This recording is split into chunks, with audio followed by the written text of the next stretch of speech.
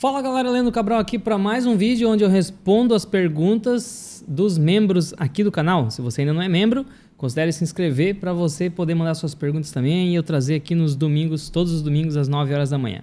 Então vamos lá, já tem algumas perguntas aqui na tela, eu vou começar com a da Patrícia. A Patrícia já está um mês aqui no canal como membro, show de bola Patrícia. E ela perguntou, Leandro, para quem só recebeu dividendos no exterior e não teve ganho de capital, não terá imposto a pagar no imposto de renda? Tá, já continua a pergunta, mas essa parte aqui tá certo, Patrícia. Você não vai precisar pagar imposto se você só teve recebimento de dividendos e não teve ganho de capital. Por quê? Porque o imposto de renda que a gente recebe no exterior é taxado em 30% na fonte já. E como a gente tem acordo de reciprocidade, Brasil e Estados Unidos, então você não precisa pagar novamente aqui, tá? E aí, continuando a pergunta da Patrícia, ela falou assim, ó, e no caso de renda fixa no exterior, comprei tal, como ficaria? Bom, no caso de renda fixa é a mesma coisa, como você recebe os cupons, você já vai pagar na fonte, você não vai ter que pagar imposto aqui. Porém, Patrícia, não é porque você não tem que pagar que você não precisa declarar, tá? Você precisa declarar. Inclusive, você vai declarar lá na Receita Federal, no programa do imposto de renda, que já está disponível, tá? A gente tem até aí o dia 31 de maio, né, para terminar a nossa declaração, tá? Você vai ter que, primeiro, preencher o Carnê-Leão. Então pesquisa aí, Carnê-Leão. Se você é aluna do curso, entra lá que tem a aula lá dentro que eu ensino, tá? Dentro do curso. Você vai ter que preencher o Carnê-Leão de todos os dividendos que você recebeu lá do exterior em cada mês, cada dia, tá? Ó, dia tal recebi um dividendo da Nvidia, vai ter que lançar no Carnê-Leão. Carnê-Leão. 2 dias depois, dia tal, recebi um dividendo da Apple, vai ter que lançar no Carnê-Leão. Você vai lançando tudo isso. Depois você vai importar o Carnê-Leão para dentro do programa da Receita Federal, tá? E lá você vai ter que declarar como dividendo que você já pagou imposto de renda na fonte lá nos Estados Unidos. Por isso que é bom a gente usar uma corretora americana, né, que tenha relatório de imposto de renda, principalmente no começo, que você está aprendendo a fazer e tal. Então, pega o relatório de imposto de renda da corretora, que vai ter todos os detalhes lá onde você vai ter que declarar. Mas eu alerto aqui para esse ponto. Você não precisa pagar. Todo mundo, vocês aí que estão me ouvindo, todo mundo que tem investimentos no exterior e você recebeu dividendos no exterior, você não precisou pagar imposto, certo? Não precisou. Mas você deveria ter preenchido mês a mês no Carnê-Leão. Se você não fez isso, agora você precisa fazer, volta lá, preenche mês a mês no Carnê-Leão todos os dividendos que você recebeu e você tem que declarar para a Receita Federal os investimentos que você tem no exterior, esses rendimentos que você teve lá e o imposto que já ficou retido lá nos Estados Unidos. Você tem que declarar isso para a Receita Federal, tá? No ano que vem vai ser diferente, porque a gente entrou agora a Lei 14.754, né?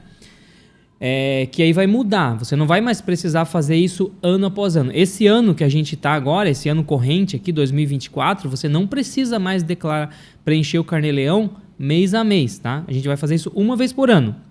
Porém, em 2023, você tinha que ter preenchido o Carnê-Leão todos os meses. Se você não fez e agora em 2024 você está declarando o imposto referente ao exercício 2023, então você vai ter que voltar lá e preencher o Carnê-Leão todos os meses, tá? Para aí você ficar certinho com a receita. Então tá. Eu acho que ajudei a Patrícia aqui e as pessoas que investem no exterior. Vamos ver outra pergunta que eu tenho aqui. Ó, eu tenho uma pergunta do Carlos aqui. O Carlos já está há mais de 3 meses já na comunidade. Show de bola, Carlos. Estamos juntos. E o Carlos perguntou, Leandro, sobre a ENGIE Brasil, né, a empresa de energia, cotação caindo, lucro subindo, dívida aumentando. Você confia? Então, olha só, cotação indo para baixo, lucro indo para cima. Só que a dívida também subindo. Você confia? Vamos avaliar para ver se o Carlos está com a linha de raciocínio correta aqui. Então, eu estou aqui com a ENGIE, tá? E vamos fazer uma análise dela.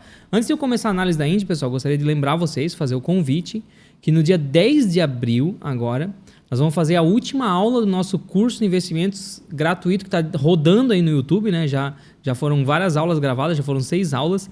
No dia 10 de abril vai ser a última aula, vai ser ao vivo. E eu vou mostrar como que eu monto uma carteira nos mesmos padrões que eu monto aqui para os meus clientes da consultoria, tá?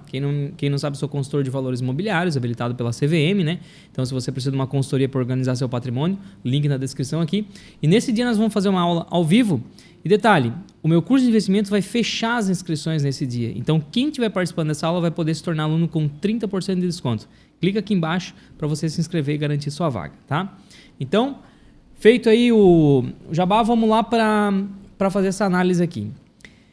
Primeiro, vamos ver essa questão da cotação versus o lucro. Eu gosto desse gráfico aqui do Oceans 14 que mostra exatamente isso, né? Então, olha só, o lucro, de fato, ele está subindo, né? Deu uma estabilizada aqui de 2023 para 2024, mas é porque 2024 ainda a gente não tem resultado, né? Então ele já começa a somar, tá igual.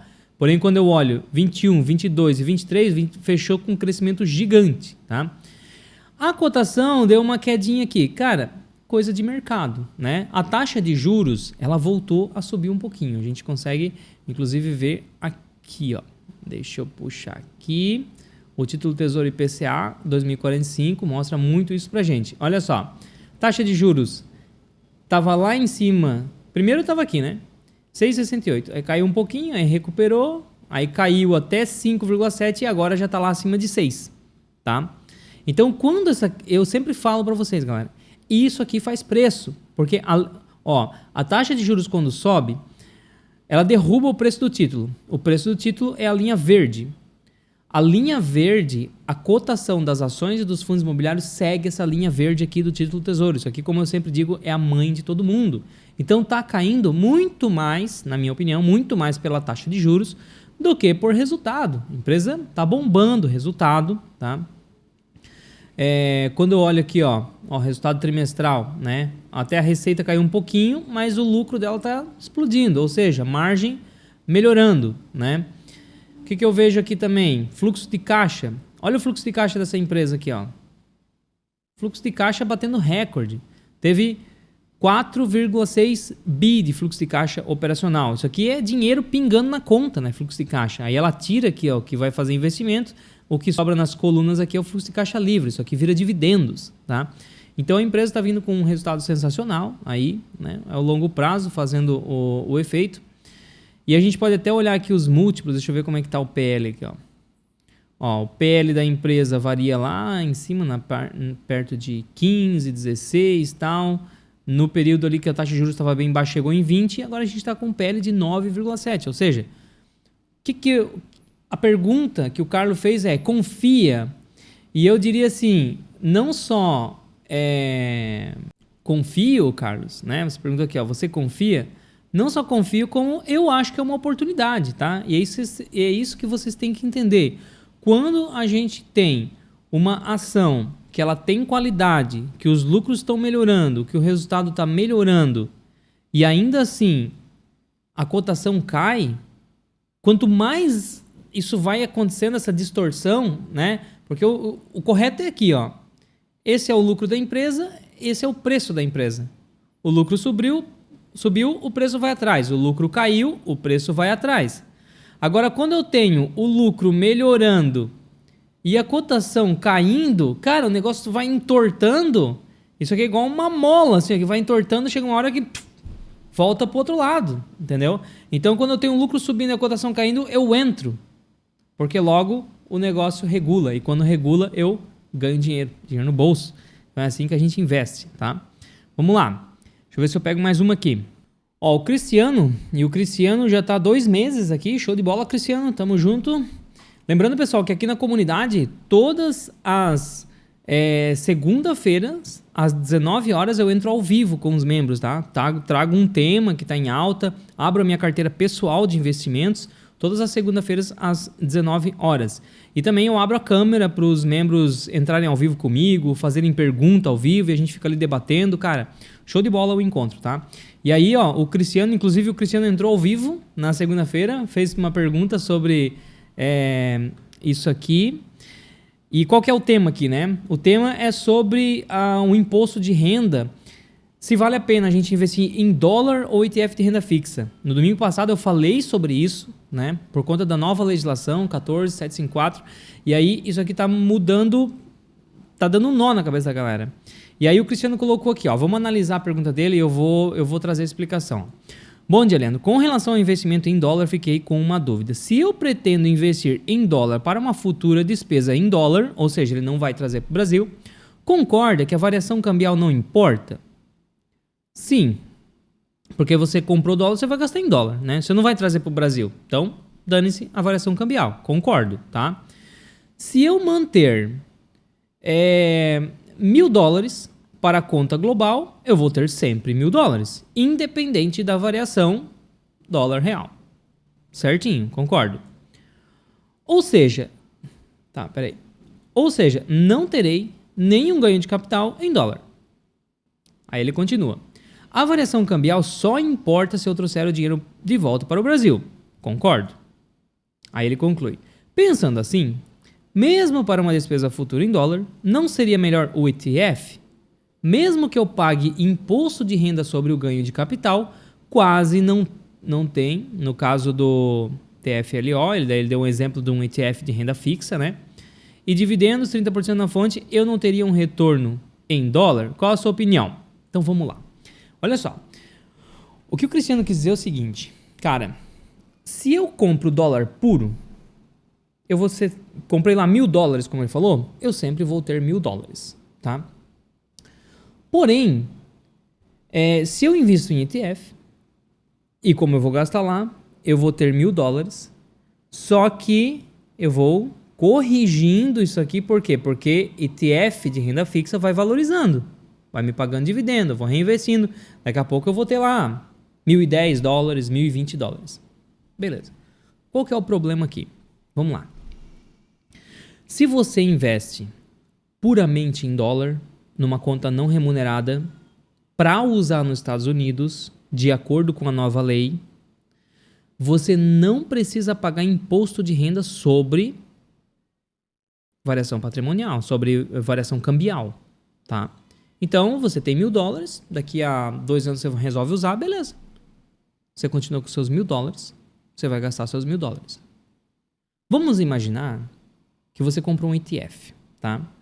E aí, beleza. Você colocou $1.000 lá. E aí, daqui a 2 anos, você tá com $1.020. Porém, existiu uma variação cambial de 100%. O dólar estava R$5 quando você comprou e agora o dólar está 10 depois de 2 anos. Espera aí. Perante a receita, você teve 100% de lucro de variação cambial. Então, se você comprou $1.000 de ETF, você gastou R$5.000 para comprar. Agora você tem lá, vamos dizer que você nem reinvestiu os dividendos, você continua com seus $1.000 lá no ETF. Só que para a receita você pagou 5 e agora você está vendendo por R$10.000. Então você vai ter que pagar, desses R$5.000 de lucro que você teve, você vai ter que dar 15% para a receita. Tá? E aí 15% de 5.000, estou falando de R$750. Da onde que vai sair esse dinheiro? Você vai ter que pegar parte dos seus dólares e devolver para a Receita Federal Brasileira. Então quer dizer que você colocou $1.000 lá nos Estados Unidos para gastar e você não teve valorização nenhuma lá. Você só recebeu os dividendos dos juros, você não teve valorização. Porém, aqui no Brasil teve 100% de valorização, porque variou o câmbio dobrou, era R$5 e agora está 10, no meu exemplo. Então você vai ter que pegar parte desse lucro, vai ter que devolver para a Receita. E o fato é que quando você vendeu seus ETFs, que era $1.000, você vai ficar lá com... Teria que calcular aqui, mas você vai ter que pagar R$750 para a Receita, o dólar está 10, certo? Então vai dar $75. Então você vai ter que pegar $75 para dar para a Receita. E você vai terminar com $925. Resumo da ópera. Se você investe lá fora, nos Estados Unidos, e não existe variação cambial, é melhor investir no ETF. Beleza? Por quê? Porque aí você não vai ter ganho de capital por variação cambial e ainda vai ter rendimento de juros dos Estados Unidos. É melhor do que investir em dólar. Se você investe lá para viajar daqui a 2 anos e gastar o dinheiro nos Estados Unidos, beleza? E aí, o câmbio sai de 5 e vai para 10. Se você tem dólar lá, $1.000, você vai gastar esses $1.000, porque você não paga imposto de renda sobre isso. Se você tem ETF, tem $1.000 em ETF, você vai ter que vender esse ETF, vai ter que dar uma grana pro Brasil e vai sobrar para você $925. Entendeu? Então você tem que analisar. Se você acha que vai usar a grana no curto prazo e que a taxa, que o câmbio pode desvalorizar muito, o real, invista em dólar. Se você acha que o câmbio vai oscilar pouco e que o que você vai receber de juros dos Estados Unidos lá, pelo fato de estar investindo no ETF de renda fixa, compensa, então invista no ETF de renda fixa. E se você investe no longo prazo, na maioria dos casos o ETF de renda fixa compensa. Na segunda-feira passada eu fiz essa aula ao vivo com os alunos da comunidade aqui. E eu criei a planilha, né? Mais para frente eu até pretendo abrir essa planilha aqui para o pessoal, para vocês do YouTube também, não só na comunidade, que eu mostro justamente essa comparação. Em que cenário compensa mais investir em dólar e em que cenário compensa mais investir em ETF de renda fixa. Essa aula ficou gravada dentro da comunidade, todas as aulas ficam, tá? Então, a partir do momento que você entrar na comunidade, você vai ter acesso a essa aula e também a essa planilha. Então é isso, pessoal. Espero que você tenha gostado de mais essa aula de hoje aqui. Qualquer dúvida, estamos à disposição e eu te vejo no próximo vídeo. Fui!